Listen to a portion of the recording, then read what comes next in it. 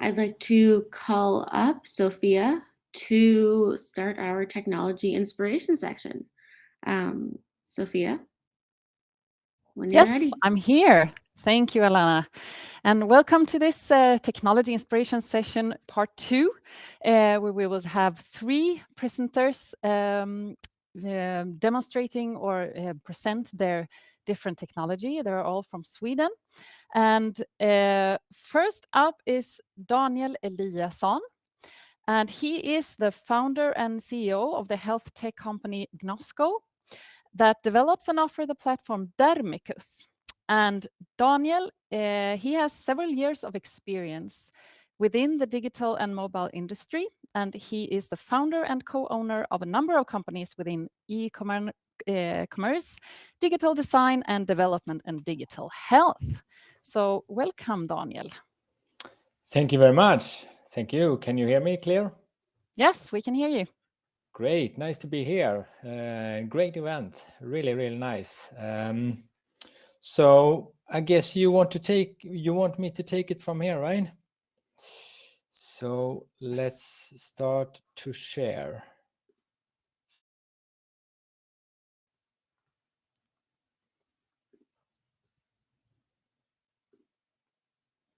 All right. I hope you can see the first slide right now. Good. All right. My name is Daniel. I am the CEO and co-founder of Gnosco. And today I'm going to talk a little bit about one of our products that is called Dermicus Wound. So it's for leg ulcers, tumor wounds, etc.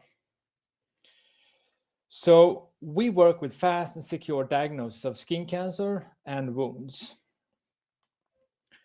We have quite a long experience within our field. We actually started the development already 2011 when the problem really was identified, and some dermatologists started to work on a concept to handle those problems, and I will come later to those.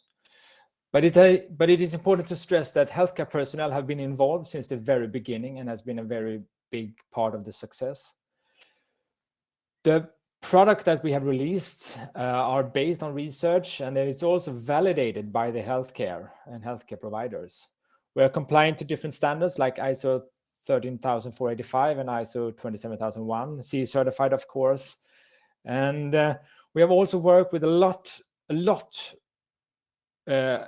with education and implementation support, because we learned quite quickly that just putting a digital tool out there in the hands of the healthcare personnel will not make the difference. They need a good process for implementation and so on. Integrated to several systems, for example, in Sweden, to the quality register of wounds, which is called Riksår. We have had more than 55,000 patient cases so far, and it resulted in several hundred of images. So the platform Dermicus is a specialist teledermatology platform. It makes it possible for faster remote diagnosis, increase knowledge among the user and the healthcare personnel, which is a very valuable effect, and of course improve patient pathways and equality. Sweden, like a country like Sweden and of Canada as well, of course, it's big countries, and it's not so equal care, I would say, depending on where you live. We have an experience from the skin cancer, where we have one product, and there is where it all began, really. But over the years, we have developed the part for wounds and tumor wounds, and of course the general dermatology. But we're still using the same platform that is possible to use. It's cloud-based, so it's possible to use it basically all over the world. Looking at part of the problem, you work with elderly care and so on, and you know that there is a big problem with leg ulcers and hard to heal wounds. There's a growing number of patients. Since we are getting older, we can see that the number of patients with wounds also actually increase. There is a lack of competence within this area, at least in Sweden and in some other countries as well, when in primary care, but also in the community care or the municipality care. That is a problem. There is insufficient number of specialists and experts within the different fields that we are working with, no matter if it's skin cancer or if it is wounds. Of course, that also leads to long waiting time to get a diagnosis or treatment. For patients that we have seen in Sweden, they have never received a diagnosis, since most of the part of the work has been done by nurses, and the doctors are not so well educated or not interested. And of course, it costs a lot of money. And here you see some examples from UK. All right, moving on. So for that one, or for this problem or this purpose, we have the platform Dermicus, which consists of a mobile application and a web application. And it's possible for the nurses to use it, the assistant nurses to use it, and of course the wound specialist or some other expertise. And since all data and images is collected in a structured way, it is possible to get the multidisciplinary collaboration around the patients.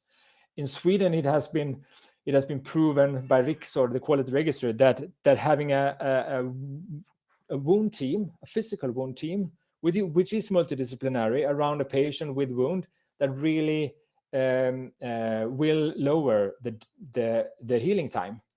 And that is what we now have created, but in a virtual setting.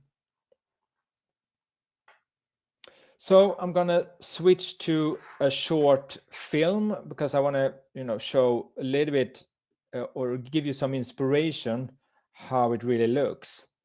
So I hope you can see this now. So this is a screen recording of the mobile application. I will talk a little bit here. What is important is, of course, security. So having password and login in a secure way is very important for healthcare. But also that it needs to be easy to use, and it should not take too much of extra time. That has been a requirement from the very, very beginning, really. So here you will see an example where the whole form and including images is taken within just 3 minutes. So you add personal data. In Sweden, we are connected to the national register. We take the consent, or the users take the consent. And as you can see, there is a form here where it's not free text to write. It is parameters that has been decided together with, I would say, the 15 or 20 key opinion leaders in Sweden. And some of those are required to fill in, some are not. And here you will just see an example of important data. Not all, but important data. Fill in the lesion size, for example, or the wound size. And I skip down here, but you see the pain that is coming further down. The arm-ankle index, which is, of course, important to be able to support in a remote diagnosis. We take the images, which is an overview image. Now you see just a normal arm without any wound, but just giving you an example. And this is, of course, both a test patient number and a test person doing this. And then we take the close-up. And here we have AI-supported features supporting the user. So the application is telling the user if it's a blurry image.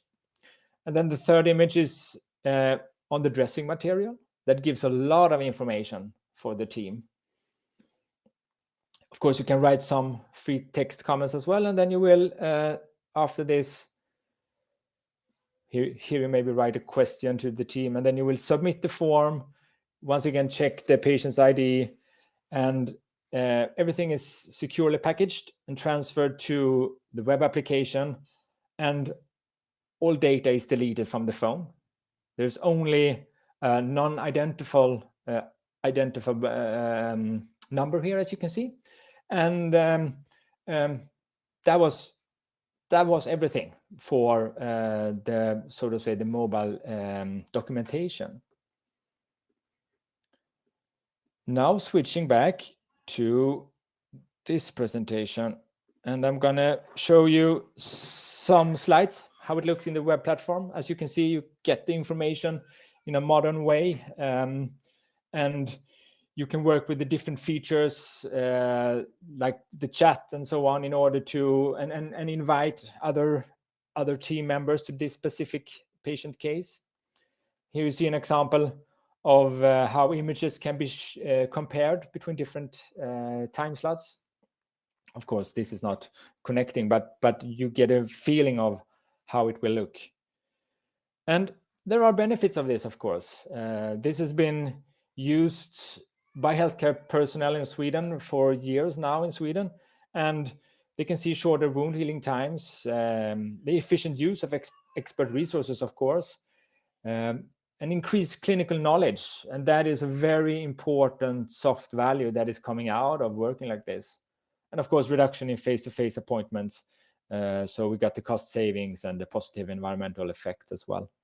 So that was a short sneak peek of Dermicus wound. And I'm really looking forward to the question and discussion coming afterwards. So yeah, I think that's it for me. Yes, thank you so much, Daniel. Very interesting. And we will wait with the questions till after all three presentations. So now I would like to welcome Emil Lilja. And he has a background in industrial engineering and management. And he is also the CEO for the Swedish company Curest, or Curest. I don't know how you pronounced it correctly, Emil. You can tell us that. And the Curest has the aim of streamlining and simplifying physical therapy. So over to you, Emil. Thank you. Can you hear me? Yes, we can hear you. Good. Thank you for that kind introduction. Happy to be here all the way from Luleå, actually, in the north of Sweden. Now I will just try and share my presentation here.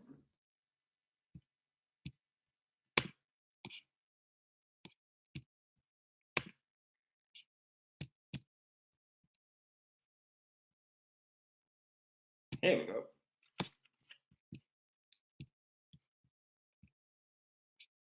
And I'm hoping that you all can see it now. Yep, you're on. That's perfect. Thanks, Emil. Good. All right. Again, my name is Emil, and I'm the CEO and co-founder of Curest, a medtech company based in the north of Sweden. And our aim is to create digital rehabilitations for all type of needs. And we're using this technology, VR headsets, and artificial intelligence in order to do so. But I will tell you more about how our journey came up and where we are today. So now something happened here, wait. So physical therapy as it is today, it's very time consuming. Physical therapists are expecting patients to travel to the clinic, and after they are meeting with the physical therapist, they are expected to go home and continue doing their rehabilitation by themselves. It also means that it's time consuming for the therapists. They can only meet a number of patients each day. In Sweden, it's around 12 on average. The private sector is a little bit more busier, and they can perhaps meet like 14 patients a day. And the public sector is taking it a bit more slow, and they meet around 10 patients a day. But it doesn't matter if it's the public sector or the private healthcare sector, the accessibility is pretty low. And in Sweden, we have today really long queues in order to get proper healthcare. On top of that, it's very difficult for the patients to carry out their exercises. They go and see their physical therapists. They get shown how to do them, but when they come home, they have forgotten how to do the exercises. and they also drop out. As a fact, about 80% of the patients have stopped doing their home rehab after about 10 to 14 days. And one big issue today with physical therapy and healthcare is that it's very difficult to measure progress. Therapists are missing the easy to use tools that are needed in order to measure progress, and therefore all the objective data is missing. It's pretty much just a subjective thing you can do. So what we have done, we have created a system that we call Cures VR, and the background and idea of this actually came from some physical therapists down at the Danderyd Hospital in Stockholm. And the aim when we started developing this was to make physical therapy more fun and motivating. We wanted it to feel like the patients are more playing a game than actually doing their tedious exercises. But at the same time, we tried to look at how can we make physical therapy more efficient and actually streamline the whole process in the process of developing this rehab tool. So what we came up with, Cures VR, it is more fun and motivating. It simplifies rehab. The patients are using the VR headsets, which are showing exactly how to perform different types of exercises. And this means that you can rehabilitate from anywhere. You can be at the clinic, you can be in your cottage, in the, hockey arena. You always are connected with your physical therapist because data from each session is sent back to the hospital to be analyzed. And this means that everything is measurable and the patient can get direct feedback and indirect feedback from their therapist. And we're actually going to look at a short video here.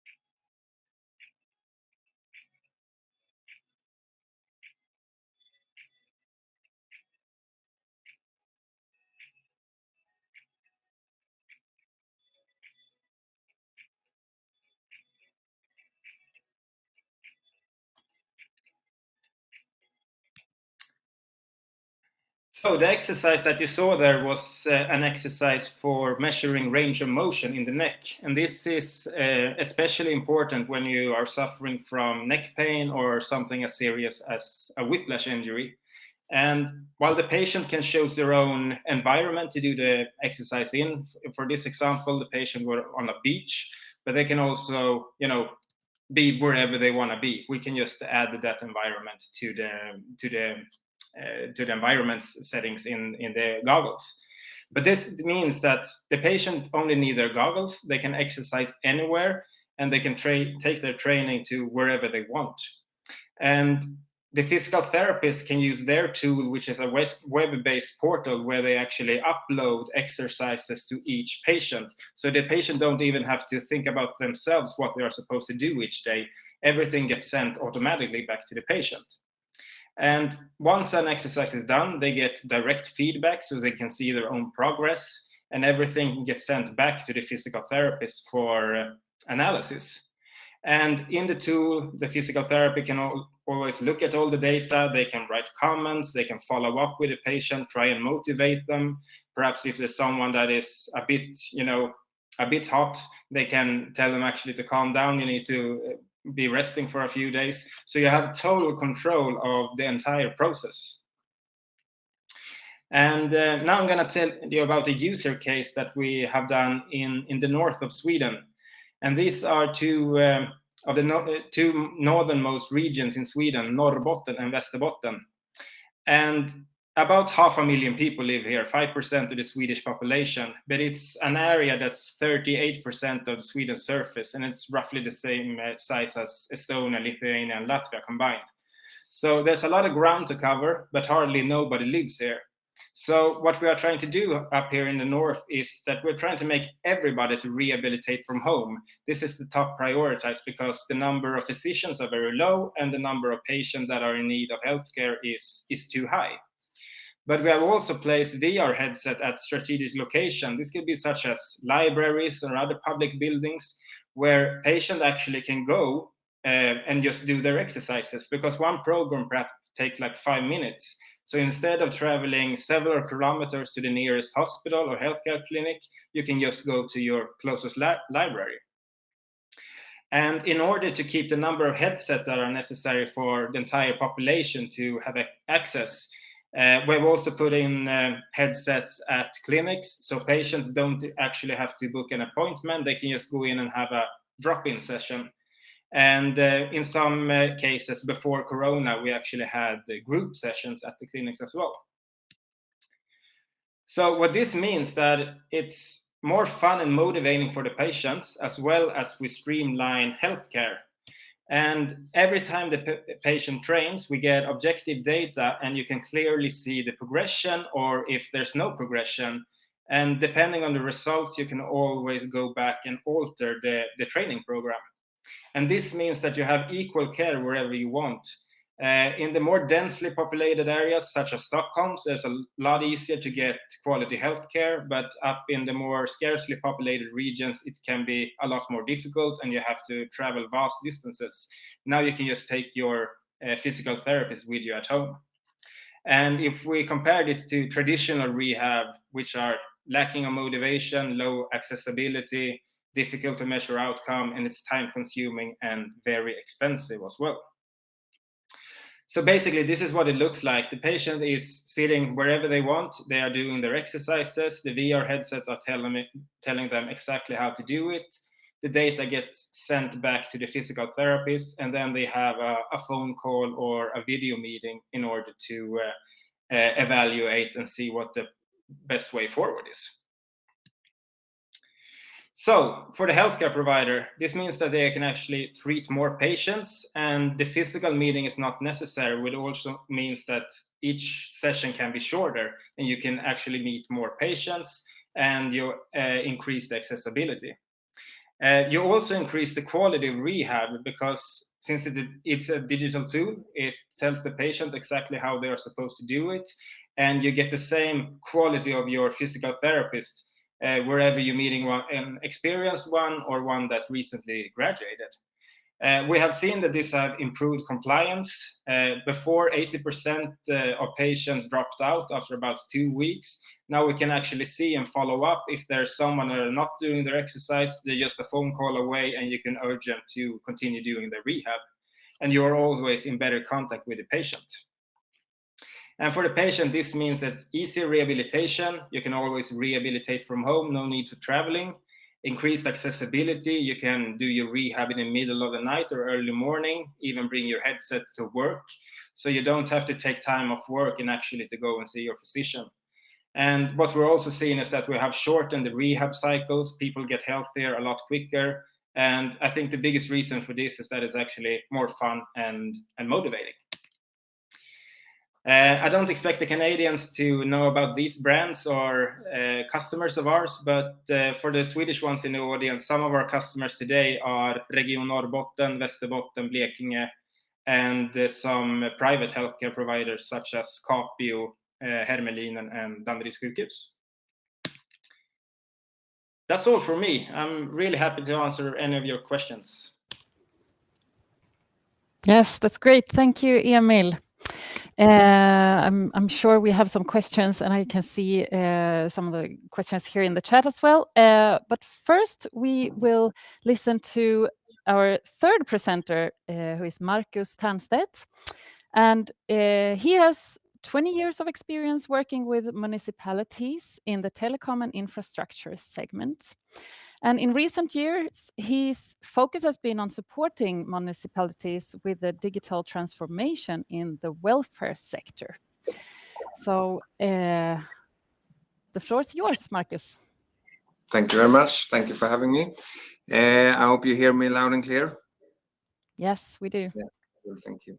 Yes, and thank you for that kind introduction. I'm as you said, my name is Marcus, and I'm based in a rainy and very dark and cold Gothenburg here. So it's nice to sit inside and do this presentation with you. I will guide you through the system that we work with today, mainly with the municipalities surrounding Sweden. The focus is on digital surveillance. There is no camera and protect the person's privacy for 100%. I will start my presentation, and I hope this will work.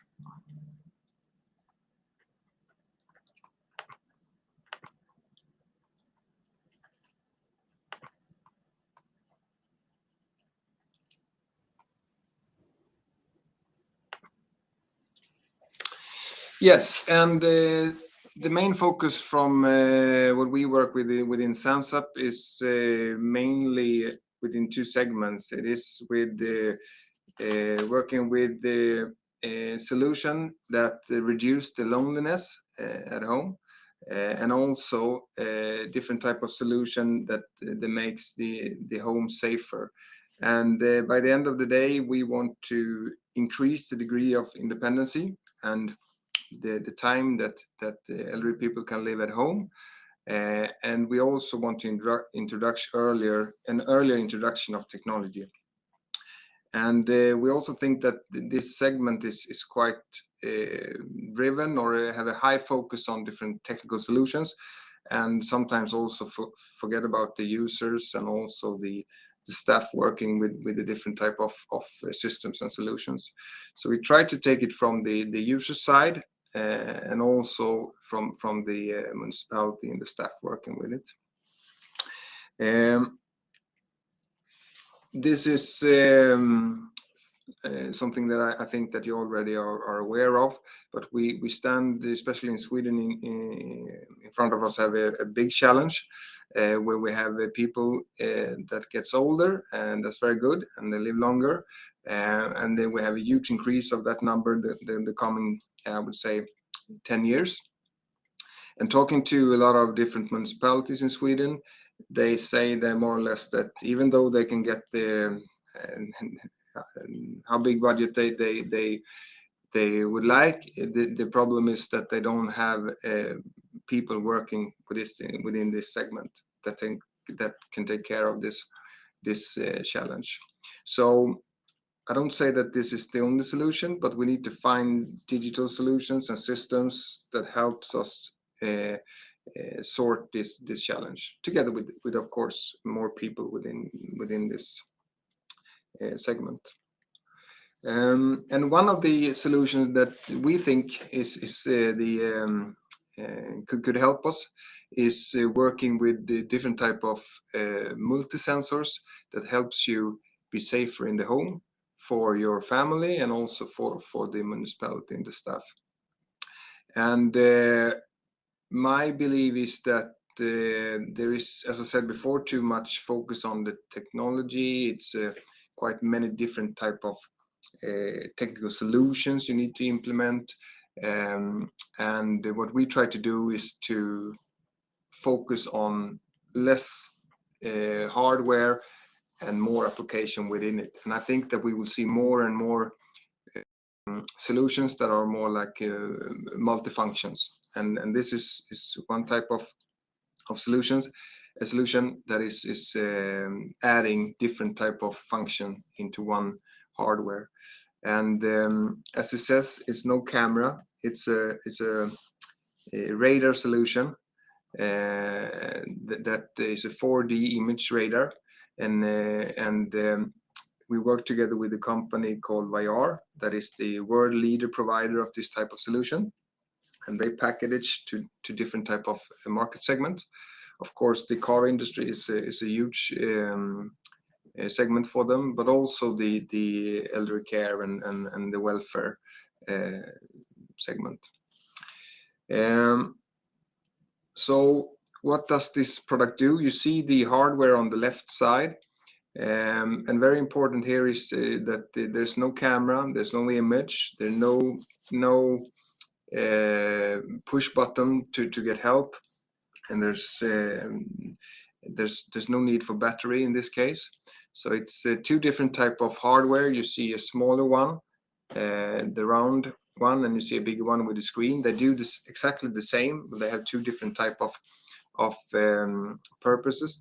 The round one you install in the roof, and then you cover area around 20 square meters. And the other one you place on the wall, and you can also communicate via that one. And that it could call up a caregiver, for example, and you can have contact with the person living there. And they are 100% running automatically. You don't need to do anything. As I said, there's no push button or nothing from the users has to be done to actually get help. They monitoring every second, 24/7. And compared to other solutions that are out on the market today, for example, we will see a comparison with camera. The camera surveillance today is a little bit tricky because you only go in and out with the actual surveillance from in times that you have decided before. But this one, this solution is actually monitoring 24/7. And the main things it does is, you can see on the blue square, it's automatically fall detect. It can see if you're going out and in of the bed.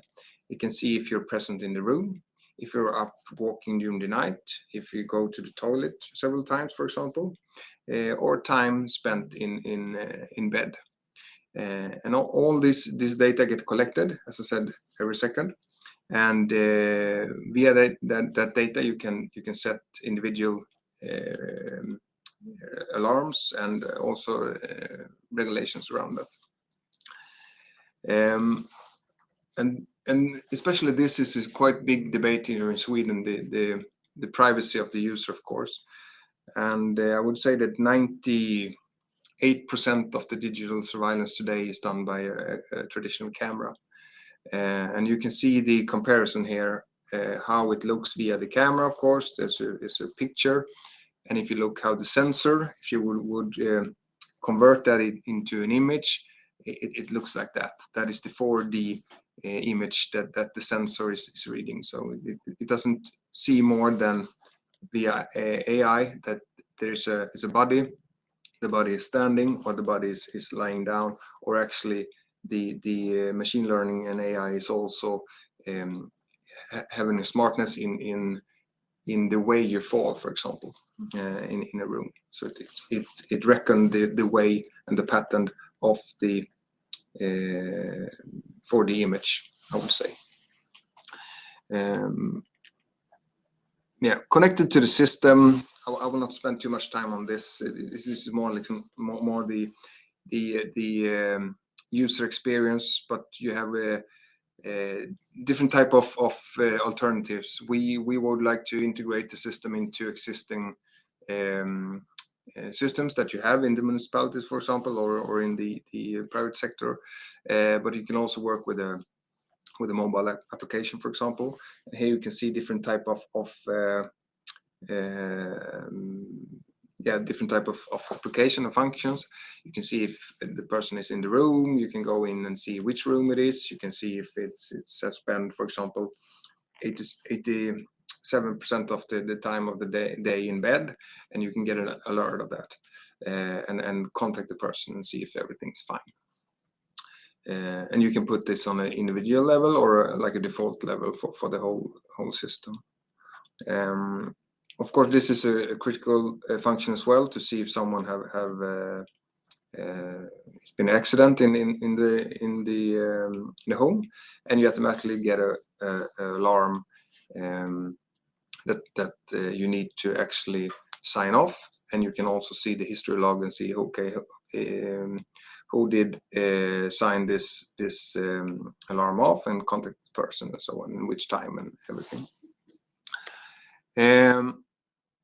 Yeah, and this is another application or solution where you can actually, if you want, you can get the direction to the person living. As you know, in Sweden, of course, Canada is a huge country as well. We have a lot of countryside in Sweden, as you as well. But a lot of time spent in car and traveling to different users within the municipalities, and also a lot of new people working with this in this segment. This was actually application from one of the municipalities that they want to have a very easy way to get direction to the person that they want to visit or need to go to due to alarm or something else.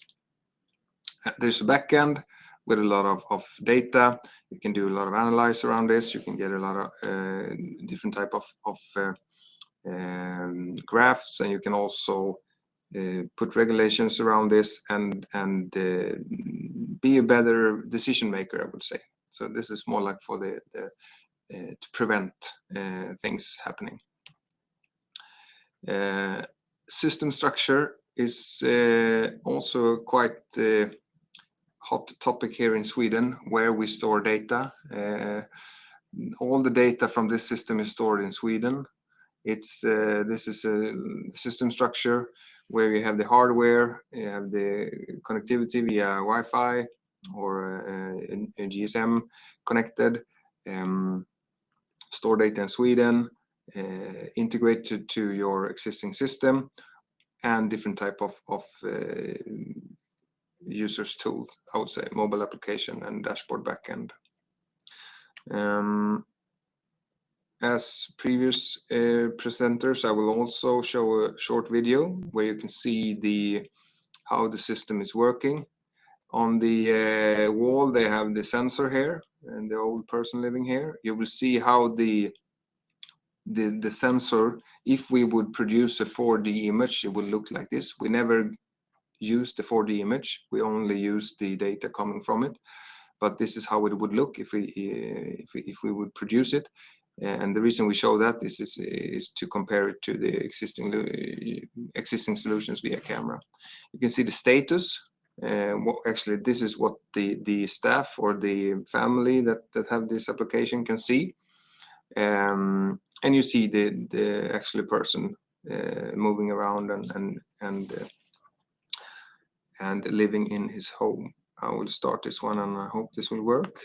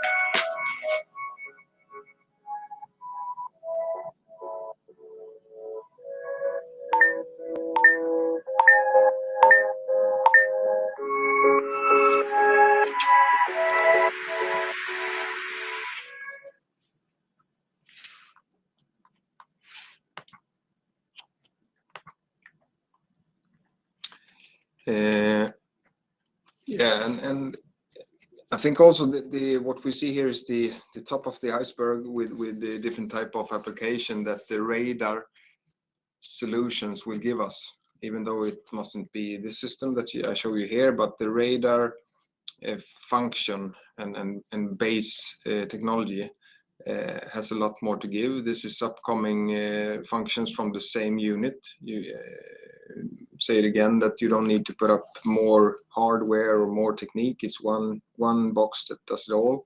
It respiration monitoring, that we can actually look and see the pattern of how your night have been, your sleeping pattern, and also activity monitoring. How is your history been, and how is your the status now, and collecting all this type of data. As I said, I think this is just the beginning when we can start to actually work with more prevent health analyze, and also hopefully get in earlier with different type of support and help and medicine as well. And that was actually all for me. So thank you for listening, and we will see if we have any questions. Yes. Thank you so much, Marcus. Very interesting. We actually have some questions in the Q&A here. And the first one is for Emil. And that is a question about the VR headset and if that interfere if a patient has certain limitations or injuries. For example, having the weight of the goggles in their face if they have neck pain. What do you say about that? Yeah, thank you for that question. We haven't had any issues so far with the weight of the headsets affecting the patients. I have one pair of the headset here, just in order to demonstrate. And as you can see here, the battery pack is placed on the back instead of traditional headsets where everything is placed on the main unit. So this means almost a perfect 50-50 weight distribution, which actually makes the headset not feel that heavy at all. But then again, with physical therapy, depending on where the patient is on their rehabilitation journey, some of our patients are rehabilitating for maximum 2 to 3 minutes at a time, and some of them are doing it for 45 minutes straight. So it's always, it's a relationship between the headset, the patient, and the physical therapist in order to find what works best for the patient. Yes, definitely. And does the Curis need a calibration to make sure that data collected from patients are reliable? When the patient puts on the headset, the headset is calibrating itself in order to find where the perfect starting position is. So what's important here is that the physical therapist actually provide the patient with the proper information on how to use the headset. And that means that you have to tell the patient to sit in an upright position or stand in an upright position, and that your head should be facing forward when you put on the headset. If you're sitting in a leaning position or your head is tilted too far to the left or to the right, of course, you're going to get some bad results. But also, we have make sure that the sensors are providing good data. And we have done this together with researchers at Lulu University of Technology, and they have validated the sensors and our software using motion cameras from their state-of-the-art, what's it called, motion sensor room. Yeah. Thank you. I have so many questions since I'm a physiotherapist myself, but I'll wait with them. We have another question, and that is for Marcus. How many Swedish municipalities are using your products at the moment? And are there any products available on the open market as well? Yes, very good question. I would say that we are having a handful of municipalities working with the solution today. As many of the startup in this segment, there's especially working with municipalities. There's some way tricky way to go, but we have got there. So I would say it's 4 to 5 different municipalities today. The product is 100% open for the market. It's very clear by the producer, that is VR, that this is an open standard, an open API. It's fully open for system integration. So for us, it's also we are involved in one very important project here in Sweden. It's one of the 10 pilot municipalities with SKR, the Swedish regions and municipalities, and government-owned organization. So they do a test and evaluation with our system for hopefully 100% implementation in next step. So we are very happy and glad with that. So that's status. Yeah. And one last question, I think, before we have have the break is, does the system separate the patient from other family members living in the same house or pets? That was to me. Yeah, that was to you, Marcus. Yeah, exactly. That is I would say the downside with not using camera. It's quite hard to identify the specific person in good and bad. So the system is today more or less focusing on people living themselves, but it can also track and do numbering to see if there are more people or persons in the room or home, but they cannot separate them without more data, I would say. Great, thank you. This was very inspiring, so thank you again to all the three of you. And now I think we're going to have a break before our next session. Isn't that correct, Alana? Sorry, it took a second for my camera to load. Yes, thank you all so much. Sophia, thank you very much for all of these products are absolutely inspiring and spectacular. I wish we could play with them here in Canada, and some of them. Sorry. Yes, we are going on a break. We will be back on the hour for our next keynote. Thank you guys again so much, and I hope you guys stick around for the break so some people can speak to you guys in the waiting room. Dean, I will leave the transition to you.